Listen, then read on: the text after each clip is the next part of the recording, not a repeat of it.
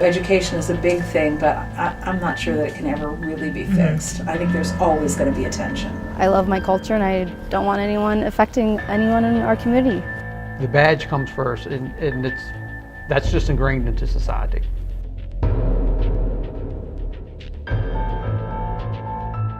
The biggest problem between law enforcement and immigrants in general, and particularly undocumented, is fear. That issue arises from not understanding or not knowing, and it's the fear, because in some countries, when you call the police, in some countries, people disappear and you never see them again.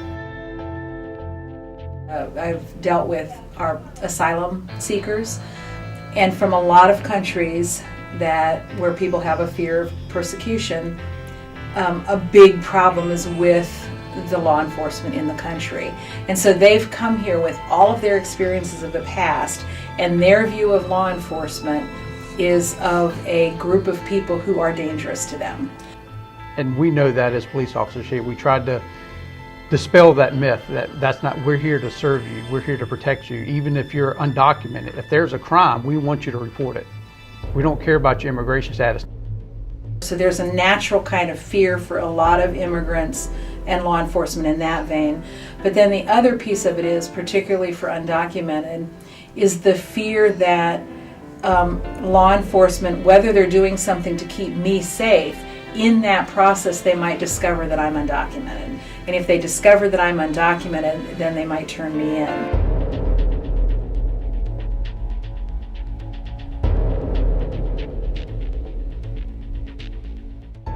Immigration is a federal issue, and that should be done by the federal government, not by the local police, and that really prevents people from reporting crime, or immigrants who are victims of crime are scared to call the police if there's collaboration between police and immigration. We're not out actually trying to enforce immigration status now.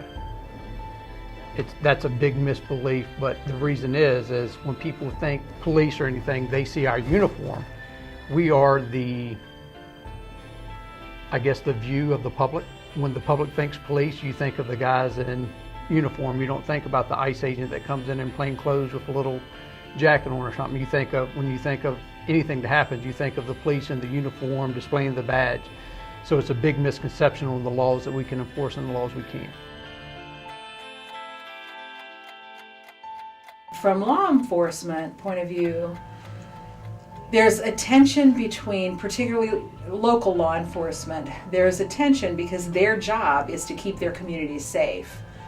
On the other hand, their job is to enforce the laws, and part of the laws are the immigration laws.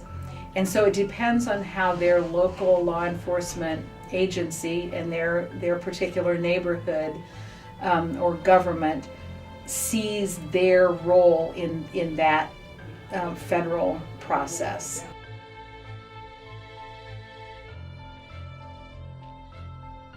Local departments, local police departments, local sheriff's departments would enter into agreement with an ICE so that when people are arrested, they're also run through ICE. And if somebody is undocumented, those police departments would hold that person to become to be able to be deported, right? So the ICE will then pick them up and then be deported. We interact with ICE quite a bit, but our interaction with ICE is more if on patrol we pull somebody over that has a detainer or they're wanted, we'll get a hit based on their name or information. Or we arrest them for some kind of crime, and when we go to jail, their fingerprints flag back. As far as actually enforcing the immigration law, we don't do that.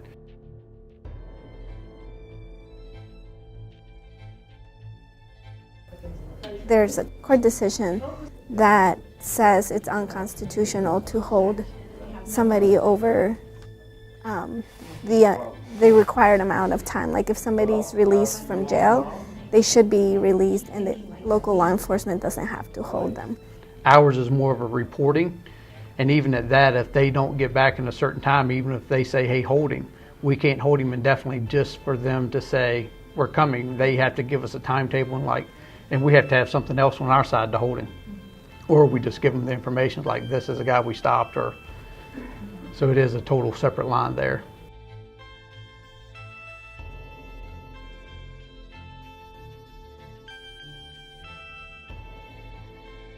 Racial profiling, as in stop anybody who looks Mexican, who looks Latino, and put them through the system. If they come back as citizens, okay, they're just citizens. But if they come back as undocumented, you end up deporting them. And part of it is, I think,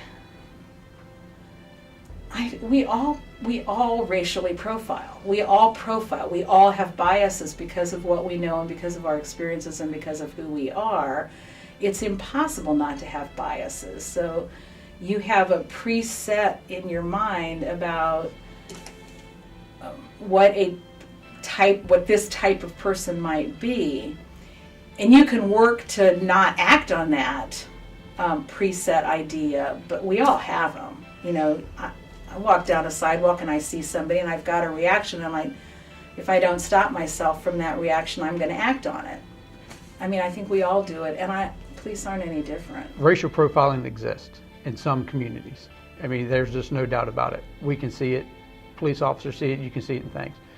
But it's really hard to prove.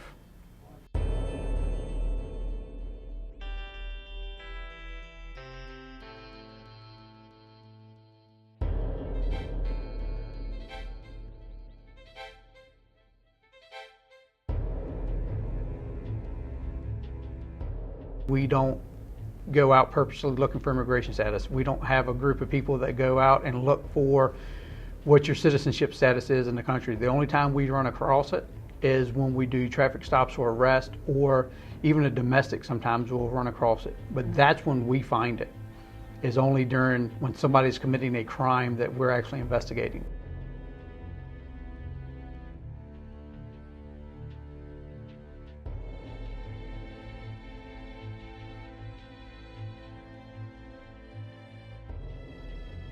And he ended up getting the same ticket that I got, but that was the difference in the response. He has, 4 police cars with lights rolling and dogs around his car, and I have a guy on a motorcycle giving me the exact same ticket for the exact same offense on the same day.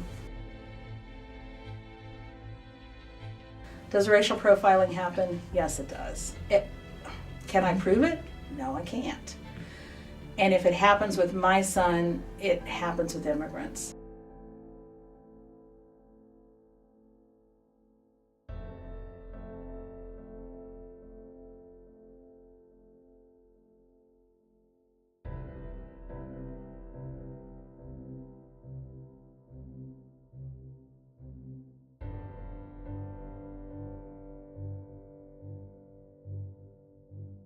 How we combat it is we actually teach it, we ingrain it. We actually teach community policing, which is my job, community engagement. We actually teach that to the new recruits when they come in. We're a very diverse community. We also try to diversify our police force. We go out and look for people that are qualified of different races and different cultures. We want the diversity here to meet our diversity in our community. Communities that I think have been most successful in bridging that divide are those who have been upfront about the fact that our job is not to enforce immigration laws, and we're not concerned about your documents. When we come out for a domestic violence matter, or for an accident, or for anything else, that's what we're going to be concerned about. And if that education can be done, and the immigrant community knows that it's safe to call the police when they need help, that's the best case scenario. I think the tension is just misinformation. Personally, I think from local law enforcement. And so as an immigrant advocate, it's just like trying to inform them of the laws. I just don't think it's an easy fix. I think education on both sides. I think local law enforcement needs to be educated about the immigrant community within its jurisdiction and understand what some of those dynamics are. And I think the immigrant community needs to be educated about what law enforcement is there to do.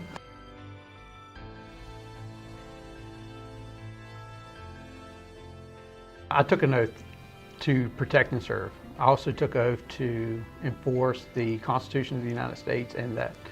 So I look at it, I don't look at them as separate individuals from a different country. I look at them as, how would I want to be treated as a person if a police officer came to me